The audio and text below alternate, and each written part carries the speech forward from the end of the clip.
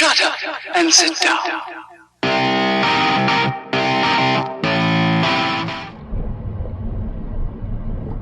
Oh, hello and welcome to a North Wales side-by-side video. It's another in the car general chit-chat about what's going on in the lovely country of Wales with our 20-mile-an-hour speed limits. Two things today have come to light that have been brought to my attention. The first one, I've read a few articles today in different newspapers that are South Walian based newspapers, not North Wales, all in South Wales, reference exemptions from the 20 miles an hour speed limits. Now, the one I've read in a couple of the papers is to do with bus companies, and the Welsh Government have been talking about exempting buses and public transport from the 20 mile an hour speed limit and allowing them to resort back to the 30 mile an hour speed limit. That's the first one I'm going to talk about.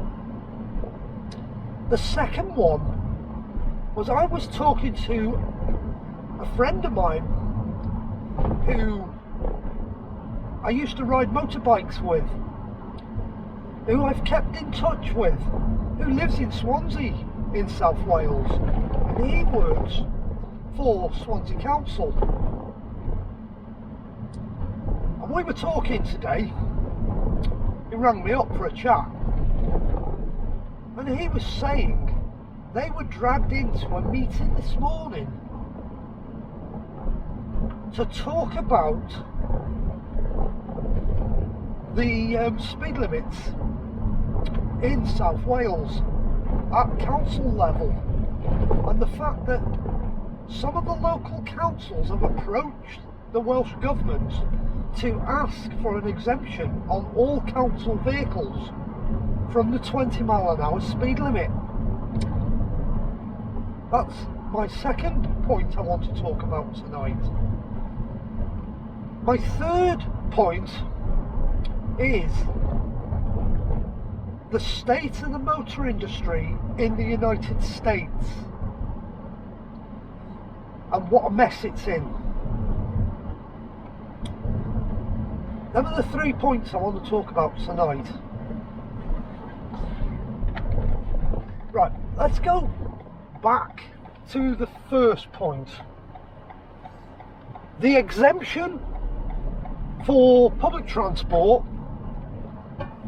buses, coaches, minibuses, to be able to resort back to being able to do 30 miles an hour in the 20 zones and not get fined for doing it, because it has massively impacted the public transport network. Taxi drivers are having to charge more money for doing a run because it's taking them longer to do the runs, which is impacting the public that use their service because they can't get about quick enough, which means they do less fares in a day.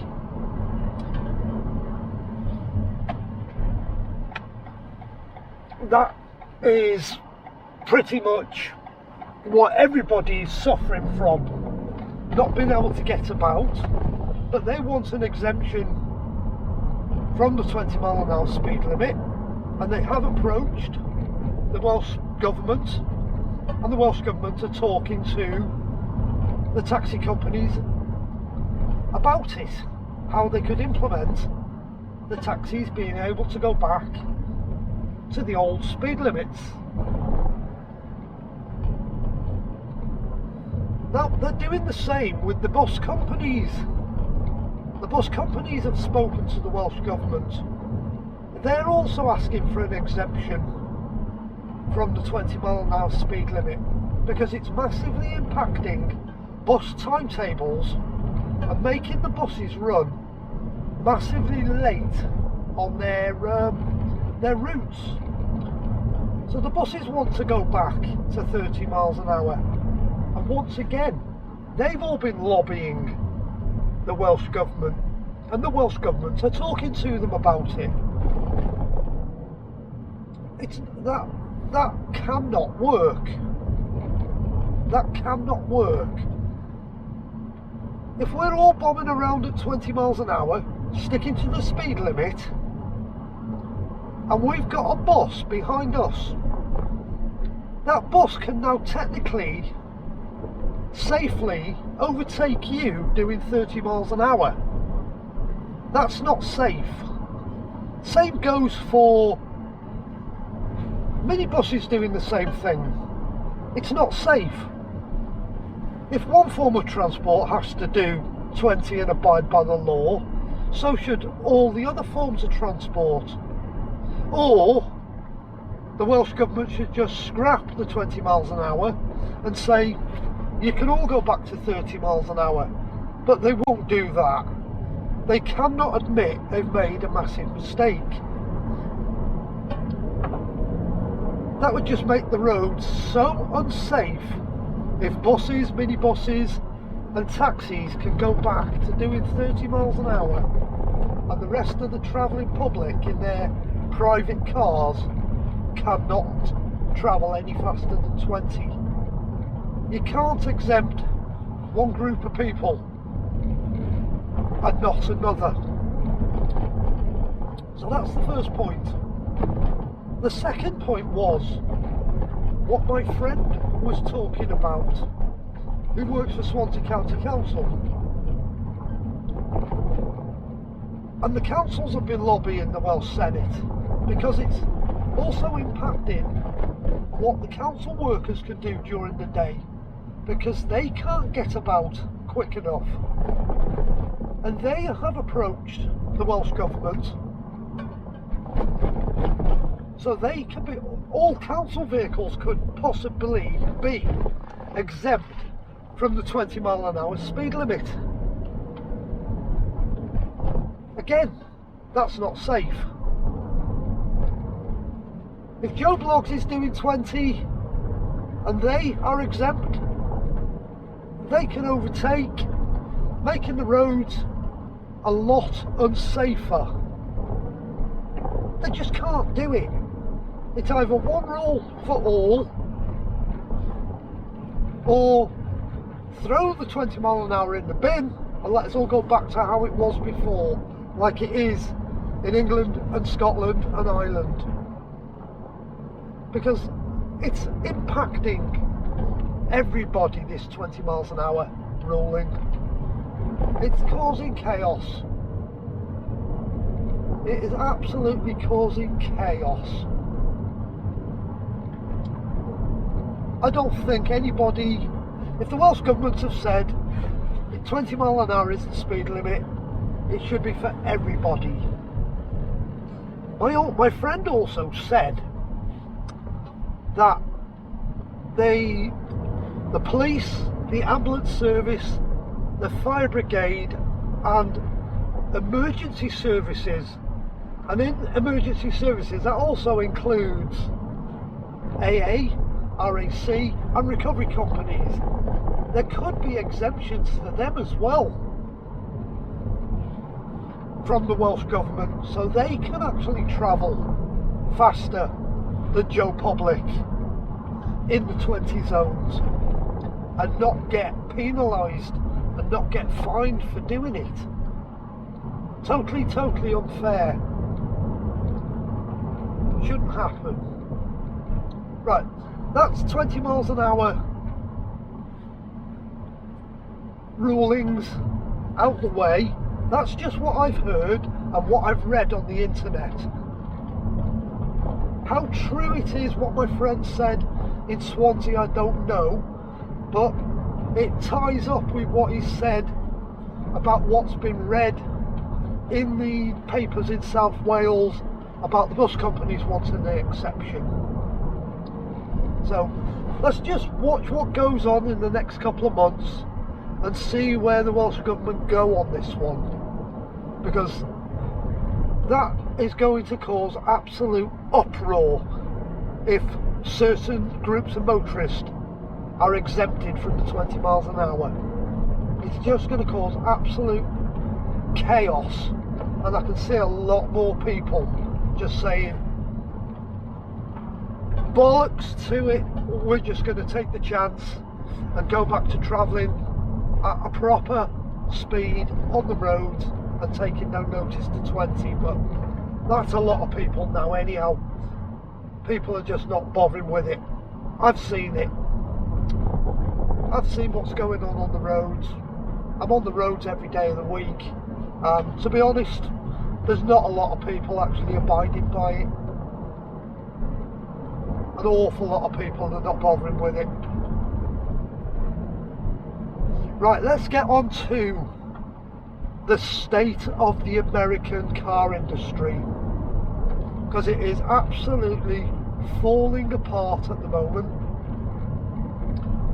And there's two reasons why the American car industry is absolutely in dire straits.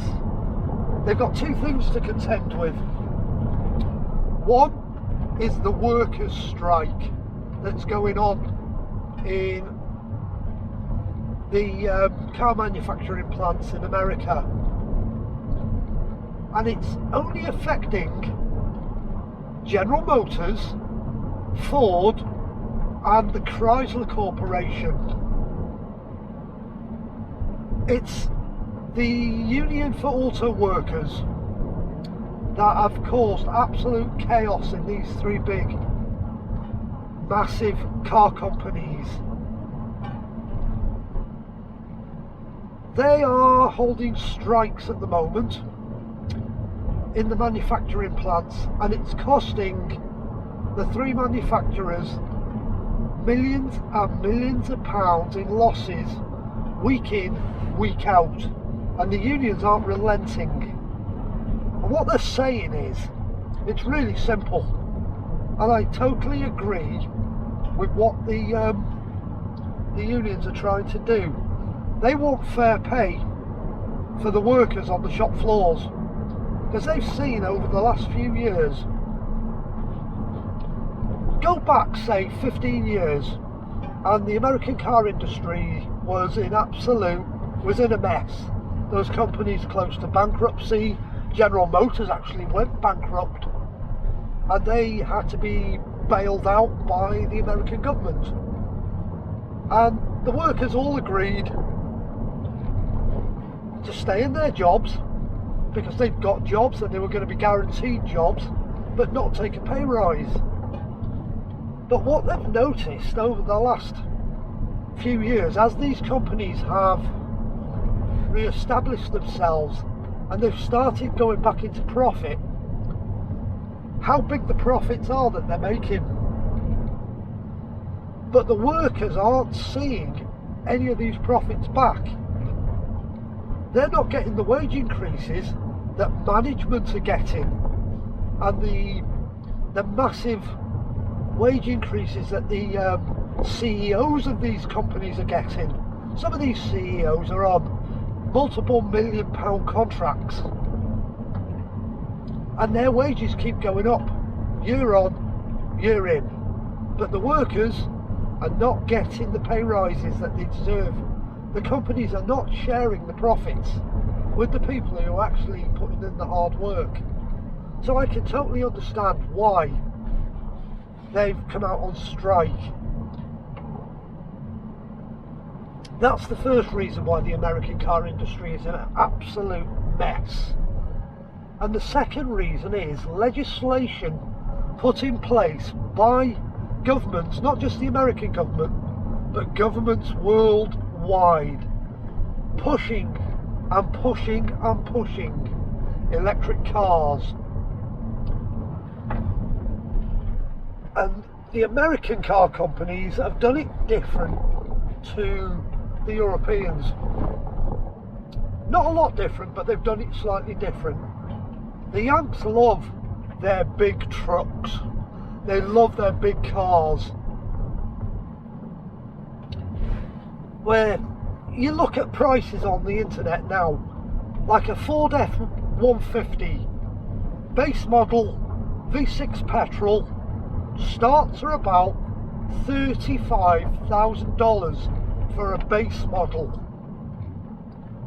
That's a V6 twin turbo, nigh on 400 horsepower pickup truck. That's not a lot of money for what you're getting. It's a big vehicle with a big presence on the road, with a big petrol engine and a 10-speed automatic gearbox and quite a lot of technology. They're cheap. They're really cheap petrol pickup trucks. But they also make electric versions of these pickup trucks. Now they're not $35,000. They're $70,000 plus. They are massively overpriced, and they are pushing these electric vehicles like mad. And the problem they've got now is America makes cars differently to the European market. Most European manufacturers and Japanese manufacturers don't make the car until the car's been ordered.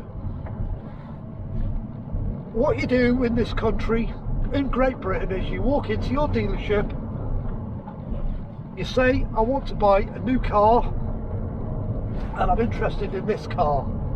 So you sit down, you look at all the different models and all the options on that car, and you go, right, I'll have that car with that option in that colour. The dealer then orders that car from the manufacturer. The manufacturer then makes that car for you. That's the car you've ordered, and that's the specification you're going to get. So when you get your car, it's been made to your order. America do it different. Say you've got 3 models in a range of cars. Say you've got an L, a GL and a GLX. They will run a batch of L's, and they'll all be exactly the same in the respect of trim. There might be a few different colours run down the line, but that vehicle, all the vehicles will be the same specification. The following day they might run a batch of GLs, slightly better spec, maybe different colours, maybe a couple of wheel options. Then the following day they'll make a batch of GLXs, better spec, different colours, but none of these vehicles have been ordered. These are vehicles they will push on dealers and force dealers to buy, because you buy a car different in America. You walk into a dealership, all the cars are on a dealer's forecourt. You wander around, you find the colour you want, you find the spec you want. It might be an L, a GL, a GLX. The price is on the window, and you walk out with that car within about 2 hours. The car's been made, and you just take the car away. That's how different buying a car in America is. The only time you'll wait for a car in America is if you specifically want a particular model with a particular trim package on it, with particular options. Then it'll be built to order, but you're going to wait for it.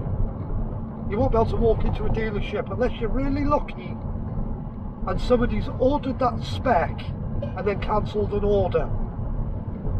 But that's how cars are bought in America. Now, the problem they've got is they've been building thousands and thousands and thousands of EVs, of different models, and they're now finding out that they can't sell them. So they've invested all this time and effort into making electric vehicles, milk floats, and the dealerships are now, they've been forced on them. They're told by the manufacturer, you're going to take 10 of these, 10 of them, 10 of them and 10 of them. That's what we're giving you as a dealership to sell. And the dealerships can't sell them. They're stuck on their forecourts. So it's not only costing a manufacturer a fortune to build the cars, dealerships aren't selling the cars because people don't want the cars. So the manufacturers are now losing out because they can't sell these very expensive cars because people don't want them. They might have bought one, realised it's not the vehicle for them, it doesn't do what I want it to do, and they've reverted back to a petrol car. So it's messing the whole industry up. And now they've started discounting cars to try and shift these EVs, and people still aren't buying them, which has now brought the prices of second-hand EVs down, which is really annoying the people that paid full price. And people have seen their arse with the manufacturers, totally seen their backsides with them. So people aren't buying Chrysler products, they're not buying Ford products, they're not buying General Motors products. They're buying Kias, they're buying Hyundais, they're buying Hondas, they're buying Toyotas, which are all made in the United States. But they're buying what they want, and they're buying cheap cars that are well built, and they're built by American workers, but the Japanese factories aren't having the problems with the unions, and they're not on strike, and they can still build the cars. That's the difference.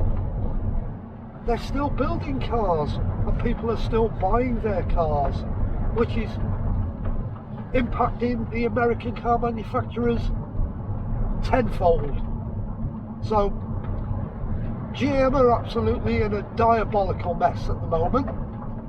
They've started closing factories, they've started laying workers off. Ford are doing the same thing. They're closing EV factories down, they're laying the workers off. The Chrysler Corporation are doing exactly the same thing. They're shutting down their EV factories, they're laying workers off, which has upset the unions even more. So it's a big vicious circle for them. But this has all been brought about by government legislation, which is being forced on governments by the elite who are running the world.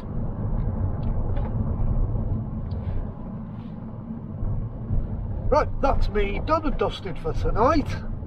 That was the 3 points I wanted to bring to your attention. That was the little bit of news I had, and a little bit of information, and a little bit of information I've gleaned off the internet, and through a conversation with a friend. So I hope you enjoyed this little update on what's going on in Wales and the 20-mile-an-hour speed limits, and a little bit about the chaos that's going on in the United States of America with their motor industry, and in particular the giant three: General Motors, Ford and the Chrysler Corporation. But the Chrysler Corporation could also impact on Stellantis, which is the parent company, which is based in Europe, because Stellantis owns Chrysler, which owns Fiat, which owns Peugeot, which owns Citroen, which owns Maserati, which owns DS, which owns lots and lots of companies in Europe. Vauxhall, Opel, they're all owned by Stellantis. So what's going on in America could also impact Stellantis in Europe. It could destroy the company, could take them under. So bear that in mind when you're looking for a new car. Anything that's made by Stellantis, by Ford in particular, because we don't get General Motors products anymore in Europe, except for the odd Chevrolet that they're trying to push on us. But they're not proper Chevrolets built in America. They're all built by Daewoo in some far Asian country. So they're not really, they're just rebadged. Cheap and nasty, crappy cars. But GM doesn't impact us too much. But the problems going on with Ford in America impacts Ford in Europe. What's going on in the Chrysler Corporation impacts Stellantis in Europe, so be careful. What's going on in America could take two of the biggest car companies down and leave you without Ford, leave you without anything Stellantis make. Could bankrupt the whole lot of them. That's all I've got to say on the matter. Just be careful what you're buying in the future.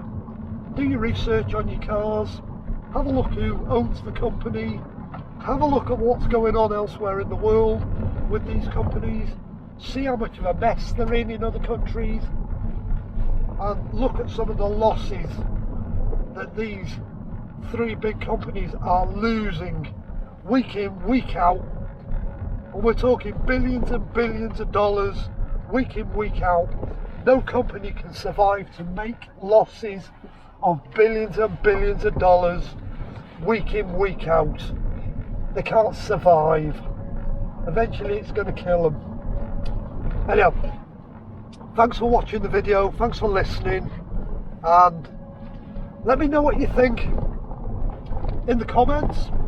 Please click like, please consider subscribing to the channel, and thanks again for supporting the channel, and good night.